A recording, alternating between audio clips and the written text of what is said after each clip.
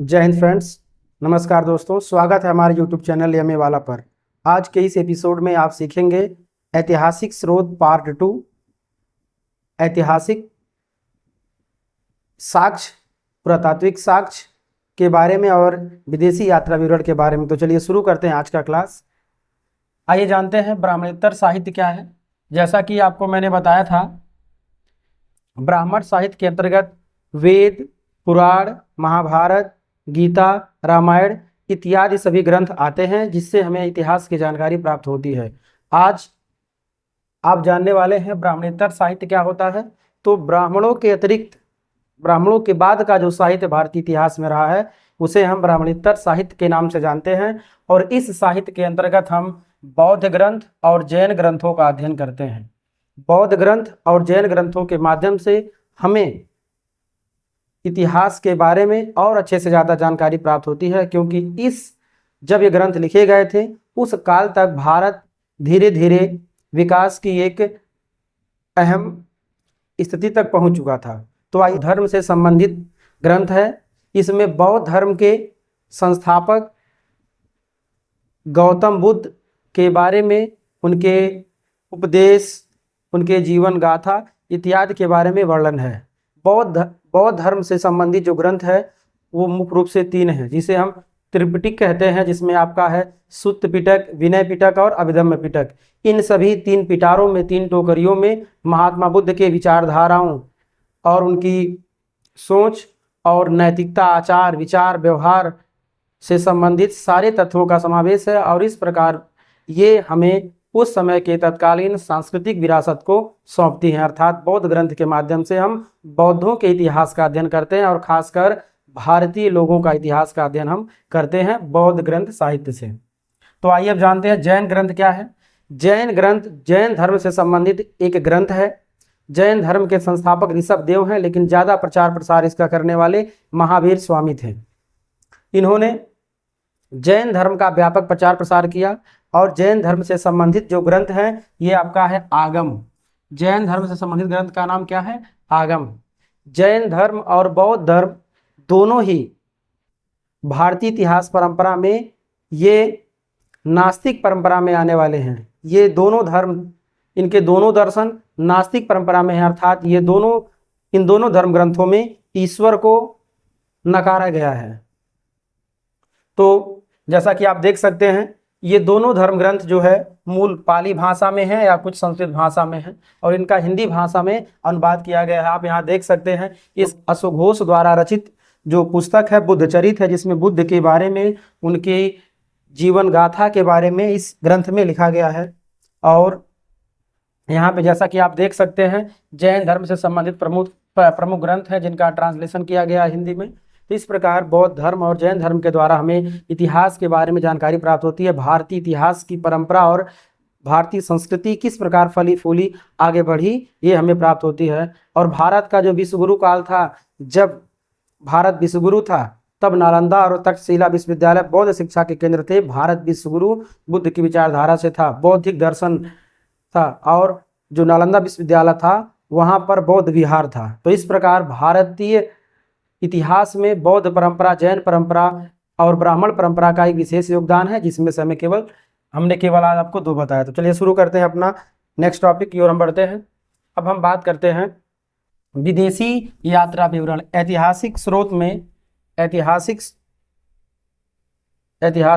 में अब हम बात करते हैं विदेशी यात्रा विवरण।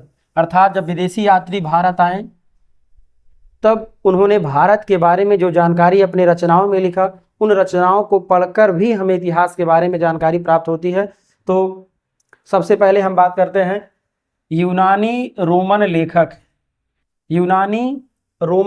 जो थे, यूनान और रोम के रहने वाले जो व्यक्ति थे, वो भारत आए, भारत में आकर रहे, भारत की संस्कृतियों को उन्होंने देखा और अपनी रचनाओं में, अपनी कृतियों में उन्होंने भारतीय संस्कृति, विरासत, परंपरा को उसने सजोया।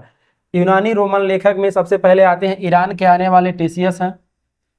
यूनानी दार्शनिक और इतिहास के जनक हेरोडोटस हैं। और नियरकस सिकंदर के साथ आने वाला, ये सम्राट सिकंदर था, जो जगह जगह पर जाकर देशों को जीतकर अपने में मिला रहा था। तो सिकंदर के साथ कौन आया था? नियरकास आया था। और मेगास्थनीज जैसा कि आपको पता है सेल्यूकस निकेटर का भेजा गया राजदूत अम्बेसडर जो भारत में मौर्य काल के समय चंद्रगुप्त मौर्य के दरबार में आया था। इन्होंने मेगास्थनीज ने इंडिका नामक पुस्तक लिखी और इस पुस्तक में उन्होंने पूरे भारत का विशद वर्णन किया। और इस प्रकार है डैमेकस टालमी जिन्होंने जियोग्राफी नामक पुस्तक लिखी, और यहाँ पे हैं आपके प्लिनी। अब बात करते हैं चीनी लेखक कौन कौन से, अर्थात चीन के लोग भी हमारे देश में घूमने आए। और फाहयान आया था, सुंग यून, ह्वेनसांग आए और इत्सिंग आए। ये सभी जो विदेशी नागरिक थे वो भ्रमण करने भारत आए, क्योंकि उस टाइम पर लोग एक दूसरे के संस्कृतियों को जानना चाहते थे, उन्हें समझना चाहते थे। और ये चीनी लेखक भारत तब आए थे जब भारत विश्वगुरु था, जब भारत में सांस्कृतिक, आर्थिक, सामाजिक, राजनीतिक उत्थान था और भारत एकदम था। तब ये लोग बाहरी लेखक यात्रा करते हुए भारत आए थे और इनके रचनाओं से हमें भारतीय इतिहास के बारे में भी जानकारी प्राप्त होती है। अब बात करते हैं हम अरबी लेखक। तो अरबिया से भी लोग आए थे। कौन कौन? इसमें सुलेमान था, अलमसूदी था, अलबरूनी जिसने तहकीक ए हिंद पुस्तक लिखी, और इब्न बतूता। ये सभी मध्यकाल में भारत आए और भारत के इतिहासों का वर्णन किए। खास करके ये तब जब दिल्ली मुगल काल, सल्तनत काल था, तो तब ये भारत आए। तो इस प्रकार इन सब के रचनाओं से हमें इतिहास के बारे में जानकारी प्राप्त होती है। अब आइए जानते हैं ऐतिहासिक स्रोत के तीसरे जो सबसे महत्वपूर्ण साक्ष्य है, इसके बारे में हम जानते हैं। तो पुरातात्विक साक्ष्य क्या होता है, आइए जानते हैं। पुरातात्विक साक्ष्य क्या होता है? आपको पुरातात्विक साक्ष्य समझने से पहले आपको समझना होगा पुरातत्वविद क्या होते हैं और पुरातत्ववेत्ता। पुरातत्वविद और पुरातत्ववेत्ता दोनों एक ही नाम है, अर्थात आर्कियोलॉजी अर्थात पुरातत्व विज्ञान के जो जानकार हैं, जो ज्ञानी हैं, उसी को हम पुरातत्ववेत्ता कहते हैं। इन्हें इंग्लिश में हम आर्कियोलॉजिस्ट कहते हैं और पुरातत्व विज्ञान को इंग्लिश में आर्कियोलॉजी कहते हैं। जैसा कि मैंने आपको बताया है पहले ही, आर्कियोलॉजी साइंस की एक विधा है, अध्ययन की एक विधा है, जिसमें हम प्राचीन काल में पृथ्वी में गड़ी पुरानी वस्तुओं का अध्ययन करते हैं। कितने साल पुरानी है, कब ये सभ्यता रही, कब ये सभ्यता समाप्त हुई। तो पुरातत्व विज्ञान में जब पुरातत्वविद या पुरातत्ववेत्ता धरती के अंदर से खोद करके सामग्री, नर कंकाल हो या कोई और मूर्तियां हो, शिलालेख हो, कोई और साक्ष्य एकत्रित करते हैं पुरानी चीज़ों को, तो उसे हम क्या कहते हैं? पुरातात्विक साक्ष्य कहते हैं। अर्थात पुरातत्वविद द्वारा पृथ्वी के अंदर से खोद करके जो सामग्री निकाली जाती है उसे ही हम पुरातात्विक साक्ष्य कहते हैं। और इस साक्ष्य के अंतर्गत क्या क्या आते हैं? सिक्के, मुद्राएं आएंगी।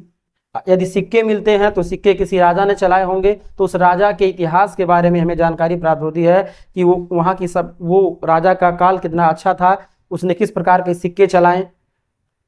तो इस प्रकार सिक्कों से और मुद्राओं से हमें भारतीय इतिहास के बारे में जानकारी प्राप्त होती है। अब बात करते हैं अभिलेख, इंस्क्रिप्शन जिसे कहते हैं। ये पत्थरों पर कुछ संदेश लिखा होता था इस पर, तो वो जो अवशेष के रूप में हमें प्राप्त होते हैं उसको हम पढ़ करके ये जान लेते हैं कि उस समय का इतिहास कैसा था, आर्थिक, सामाजिक और राजनीतिक इतिहास कैसा था।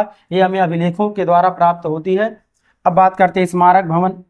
भारत में बहुत ऐसे हिस्टोरिकल बिल्डिंग्स हैं जो हमें भारत के इतिहास की गौरवशाली गाथा को बताते हैं।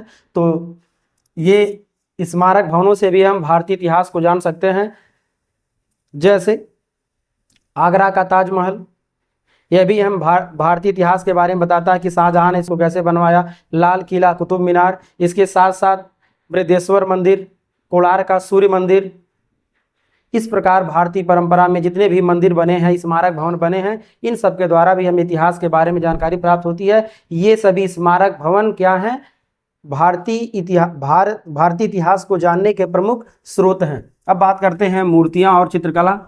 मूर्तियां और चित्रकला भी पुरातात्विक साक्ष्य के अंतर्गत आती हैं, क्योंकि पुरातत्वविद इनका अध्ययन करके उस समय के काल को कार्बन डेटिंग के द्वारा पता करते हैं और ये बताते हैं हमें कि ये कितना साल पुराना। इस प्रकार हमें उस समय की संस्कृति और सभ्यता के बारे में जानकारी प्राप्त होती है। और सबसे प्राचीन मूर्ति तो आप जानते हैं, विश्व प्रसिद्ध मूर्ति नटराज की मूर्ति है। चित्रकला विश्व में चित्रकला में सबसे आगे है। और आप भारतीय चित्रकला का इतिहास तो जानते हैं, अजंता और एलोरा की गुफाएं में बौद्ध धर्म से संबंधित जो चित्र उकेरे गए हैं वो विश्व प्रसिद्ध हैं।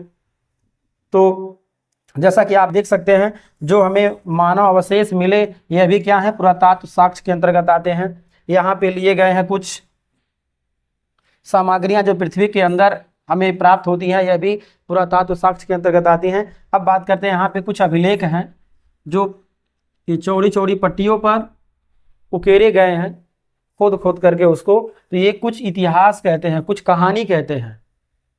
तो इस प्रकार हमें इन अभिलेखों के द्वारा इनको पढ़ करके हमें पता चलता है कि कितनी साल पुरानी है सभ्यता थी, कितनी साल पुरानी भारतीय इतिहास दबा हुआ था। और यहाँ पे आपका है ये महरौली लौह स्तंभ लेख है जो दिल्ली में है, कुतुब मीनार के परिसर में जो है वहाँ का ये अभिलेख है। इसके द्वारा हमें पता चलता है कि ये कितना साल पुराना है और कब और किसने बनवाया था। चलिए शुरू करते हैं और इसके बारे में और जानना। तो आइए अब देखते हैं सिक्कों के बारे में, सिक्कों का इतिहास थोड़ा पढ़ते हैं। सिक्कों का इतिहास क्या है, जैसा कि आपको पता है आज का दौर है सिक्कों का महत्व है। सिक्का की बात करें तो सिक्का मतलब मनी, मनी मतलब पैसा, धन, संपदा।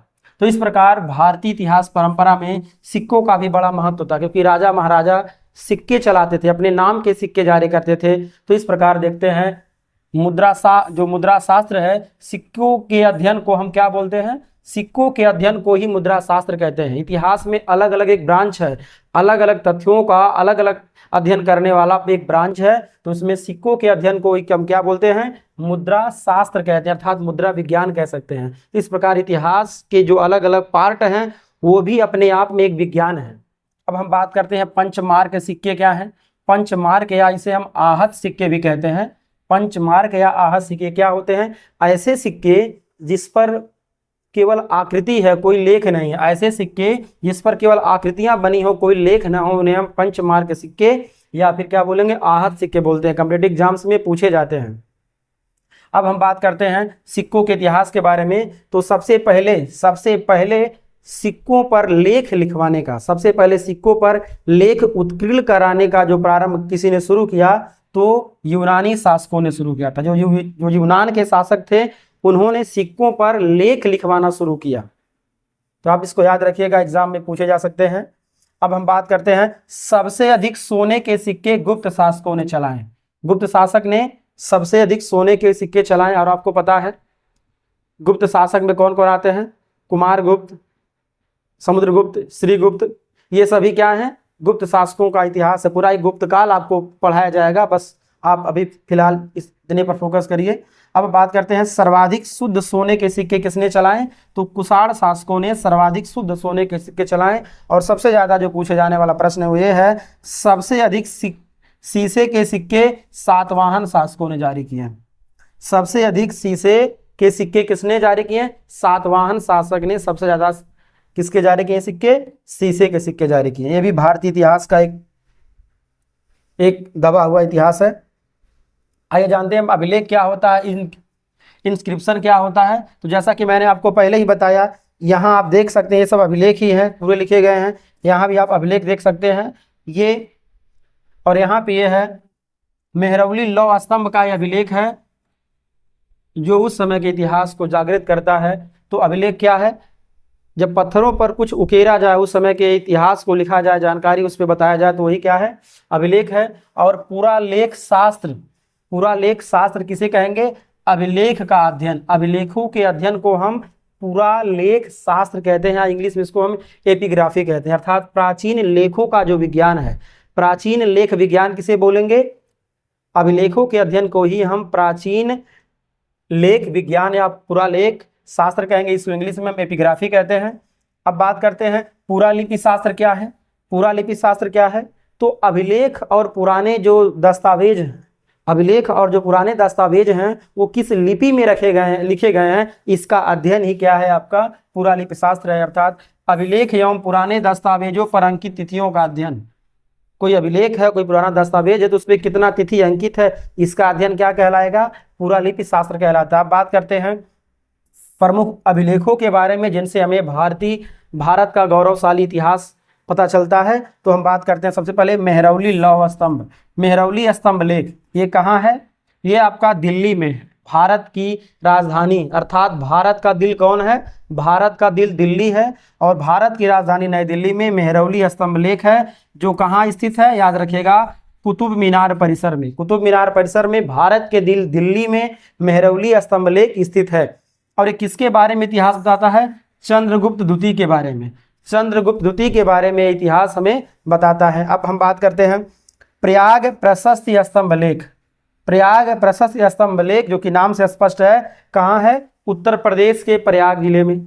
उत्तर प्रदेश के प्रयाग जिले में प्रयाग प्रशस्ति स्तंभ लेख है, जो हमें समुद्रगुप्त के बारे में, एक गुप्त शासक के बारे में जानकारी देता है। तो आज के लिए बस इतना ही। Thanks for watching my video. जय हिंद।